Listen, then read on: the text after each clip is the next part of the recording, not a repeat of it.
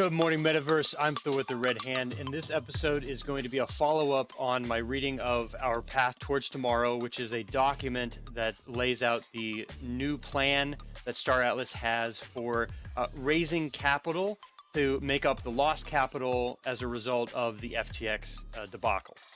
And some of the options and the fundraising activities that are going to be going on that as a community we are able to participate, as well as starting up brainstorming for other ideas and options, and asking the community to participate in that. And so if you haven't seen that, please, I'll link it in the description below. Get familiar with that document. It is a good layout and has some good thoughts in there.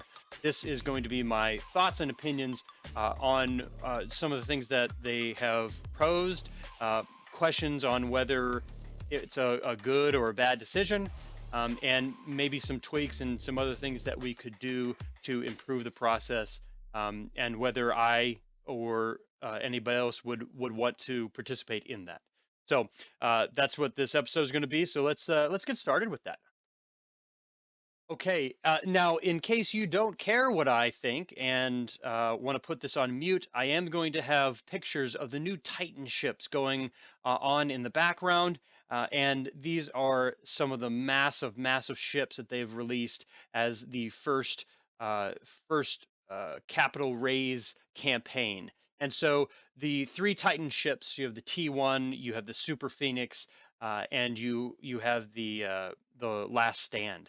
And we'll go through this. So this is the T1. And as you can see with the other ships in the background, how massive these Titans are. You have two Visas Ballads, which are massive ships by themselves, and they look really quite small in comparison. And so the Titan ships, their sticker price was $5 million. That's what they would have sold them at full price. Now, the capital raising campaign that they're doing is a 4-week sale in a reverse Dutch auction, is the best way to describe it. A reverse Dutch auction order where the first week has the biggest discount of 80% off, which the sale price at that period would be $1 million to purchase a Titan ship. So this is a massive asset in the game. And then the second week would be 70%, then 60%, and then 50%. So it would make the most sense and the best deal to be able to purchase thing in the week one, but there is going to be 4 weeks of this sale. Now there are 3 Titan ships that are going to be sold in the game as a whole. As it's designed right now, there is a total of 18 Titan ships that will be able to be in the game. So 3 of those Titan ships are on sale now. Now there's a lot of questions that I have surrounding the Titan sale. Not, I'm in favor of the fact that they pulled the Titans out ahead of schedule, even in a bear market where it is quite literally the worst time to try to sell a big asset, because people don't have the access to as much capital as, say, a bull market. That would make a whole lot more sense if you wanted to maximize profit. But this shows me to at least some degree that they are going all in and pulling out all the stops to be able to raise capital and keep as much of this project in-house by selling assets versus going out and selling parts of the company to a VC or something like that, and losing control or some degree of control of the project. And so looking at it from that perspective, I think this is a totally fine action to do, and actually shows a lot of commitment by the teams, looking at the team. From my perspective, I don't see this as a panic sale, an offloading assets because of a confusion or disorganization. That doesn't follow the line of the product that Automata and the Star Atlas project has put out. I do, however, have quite a few questions on the timing and the thought process behind that. Not that it can be changed now, But looking at the way they're doing it now, and I'm sure there is going to be more activities if they do it in the same way. I want to make my concerns known, and so that is in regards to the date that they announced they were going to do the sale. About 1 week later is when the sale actually started. Where week one with the 80% off, that's when that started for Titan ships.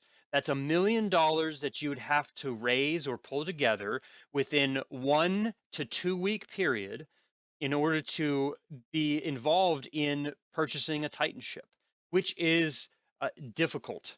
It's not impossible. And if you have the money sitting there and you are ready for this, then you might be able to deploy that much quicker. But there are still several groups, guilds within Star Atlas that have the amount of membership and the ability to raise that capital that could have participated in this Titan sale, but because of the limited amount of time to coordinate all of that, that time frame has kind of essentially sectioned them out of the ability to participate, which I think is a bad idea.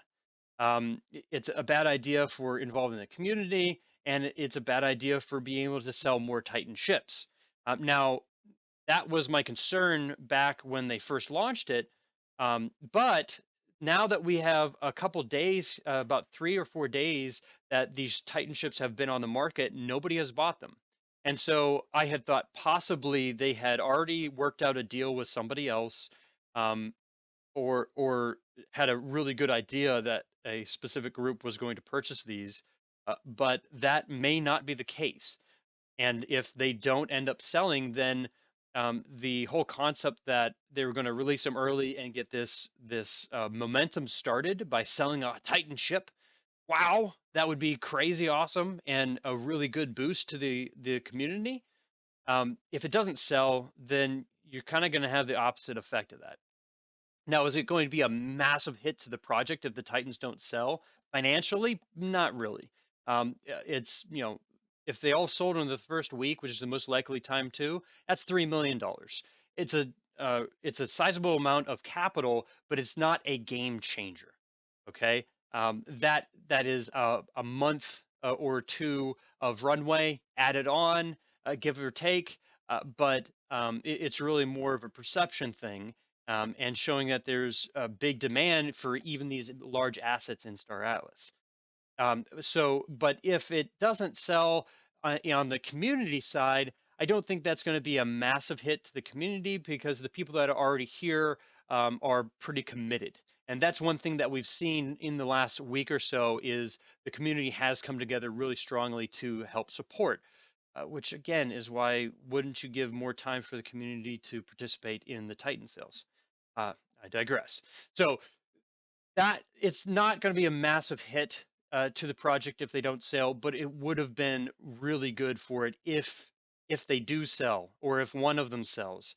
And I disagree with the way that it's laid out. Now I don't know all the details, so I could be proven a fool at the end of this, but that's how I see it. Now, the next part of this sale that I wanted to go over is actually the sale of the assets, the ships that are already on the Galactic Marketplace and have just been sitting on the shelves. And so they've also set those to sell for the 80% off in a reverse Dutch auction fashion, where the next week it's going to be 70, 60, 50.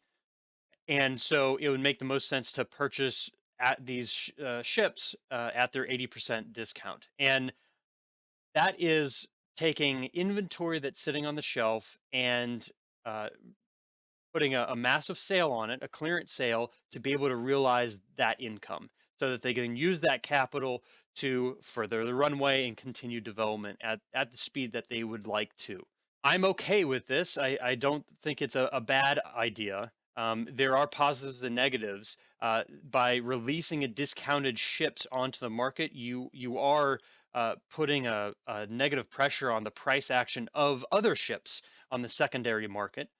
But right now, the focus and the purpose of these moves are to increase the the runway for the development of the actual game. And if the game doesn't get finished or doesn't develop in a timely fashion, then all of those assets on the second market are going to reduce in value anyways. So it does have negative side effects, but those side effects, in my opinion, are less than the ultimate result of a slowed down development process.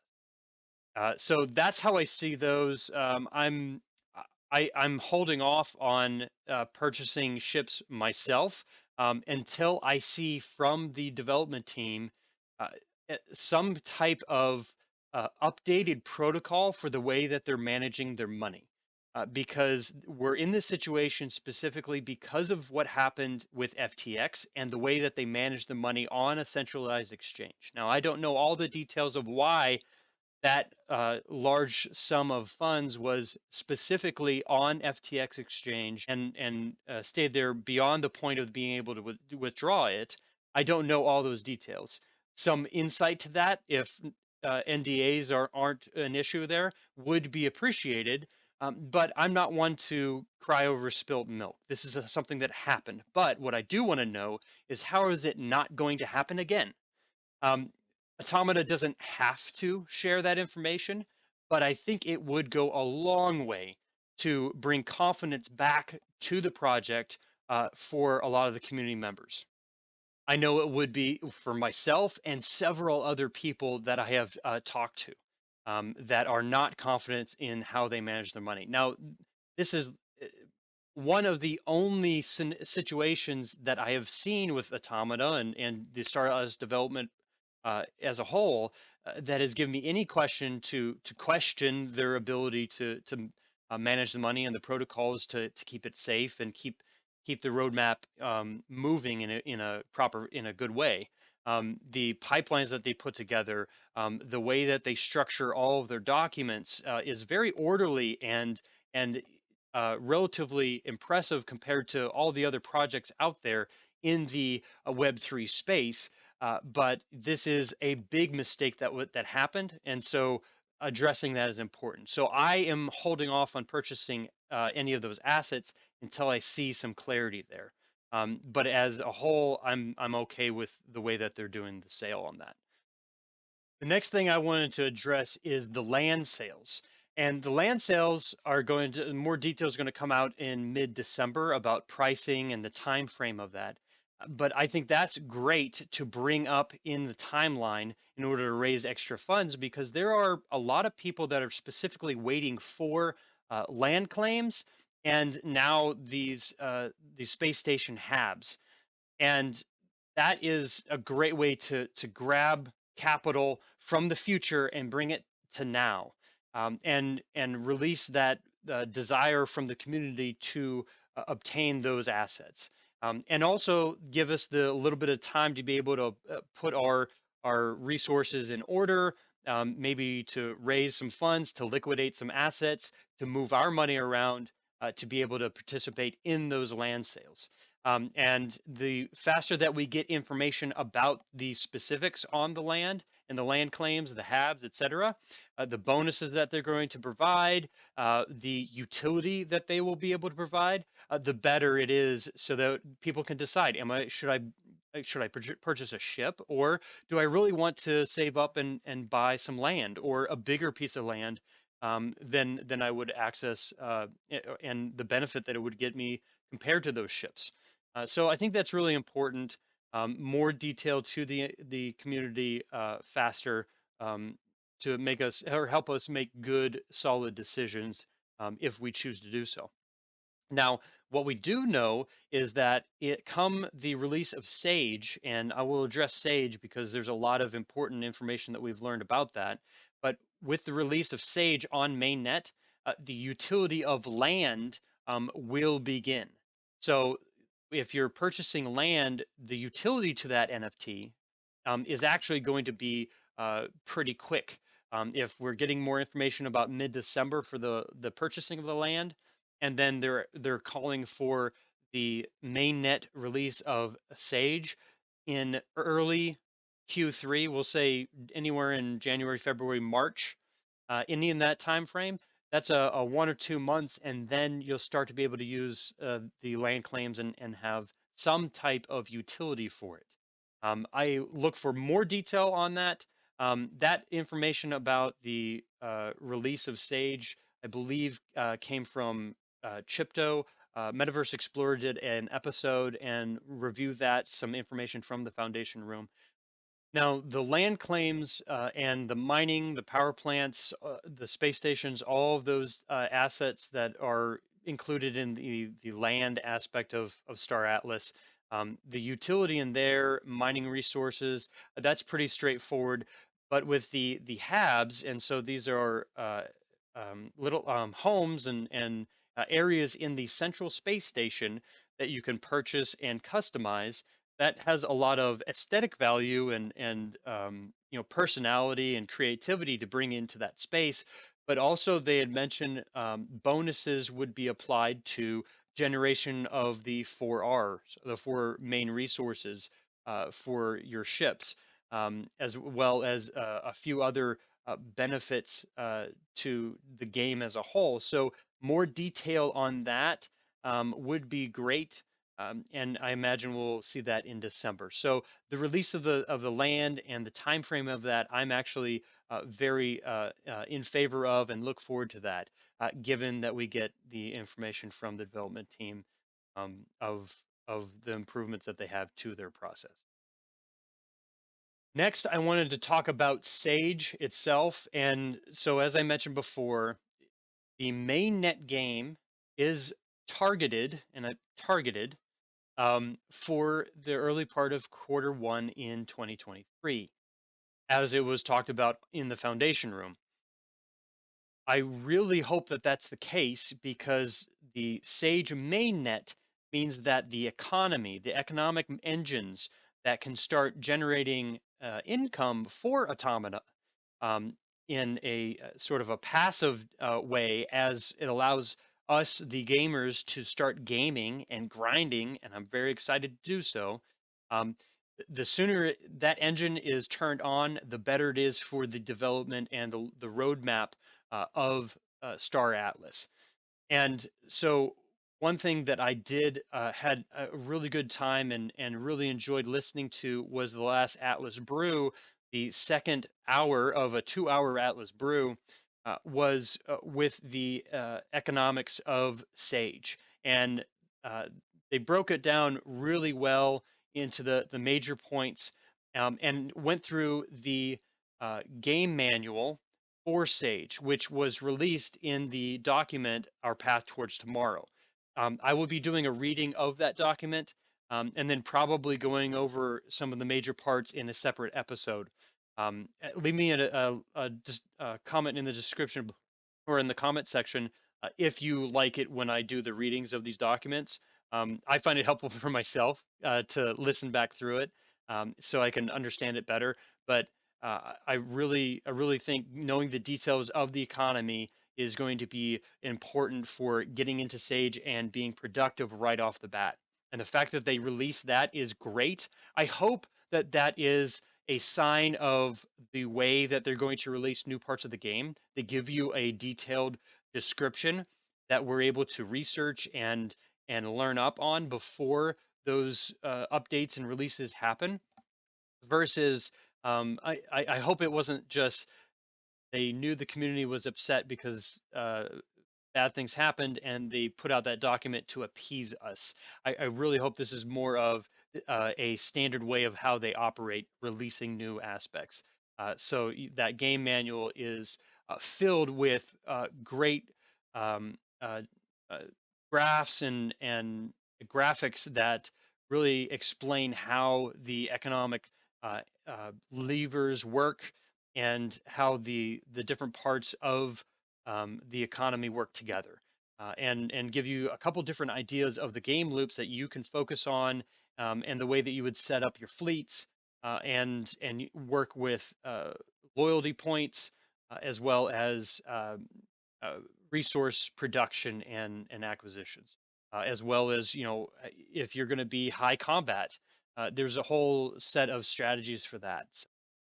I will link the game manual in the description below as well. Make sure you to read through that and look for the episode where I do the reading as well. Now, there was a brief mention of finding external sources of capital, and they did reference the Solana Foundation. Not that they were getting funds from the Solana Foundation, but the Solana Foundation was helping them get in contact with other people in that network, interested parties, etc. Which it I wouldn't hold my breath that we would get a grant or something from the foundation, but the fact that they are helping build that network is important for raising capital, and it's really good to see that the Star Atlas and Automata is working close with the Solana team as well. So that is a good sign. As soon as you can release information about outside funding being raised is great. My one caveat to that is the bottom line of any agreement for VCs coming in or funds being raised in some other way is that the end result of Star Atlas turning fully decentralized and full ownership of that IP going to the DAO. I think that is the point that really needs to be focused. All the other details can be negotiated and worked in a way that's beneficial for all parties, but that part, the fully decentralized autonomy with the DAO running and controlling the game is the utmost important piece to keep in mind. So as long as that's addressed, I think any progress there is going to be beneficial. Now, since bringing up the DAO, it was also mentioned in our Pathway Towards Tomorrow that they wanted to start the conversation of if and how the DAO and the DAO assets that have been generated through the sale of the R4 in Score um, could participate in the funding or the aid in the development of the project.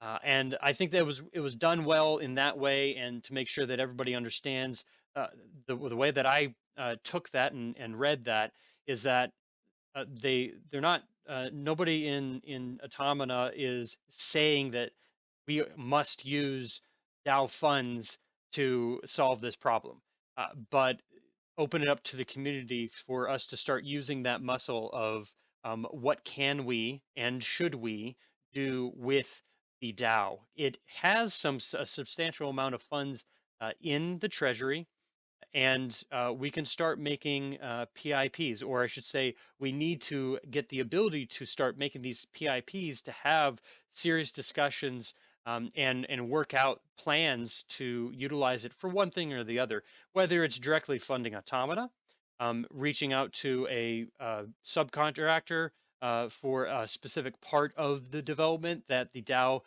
thinks more focus needs to be placed on, buying some of these ship assets, that type of thing is all possible, but keeping that as the DAO is its own entity and makes its own decisions.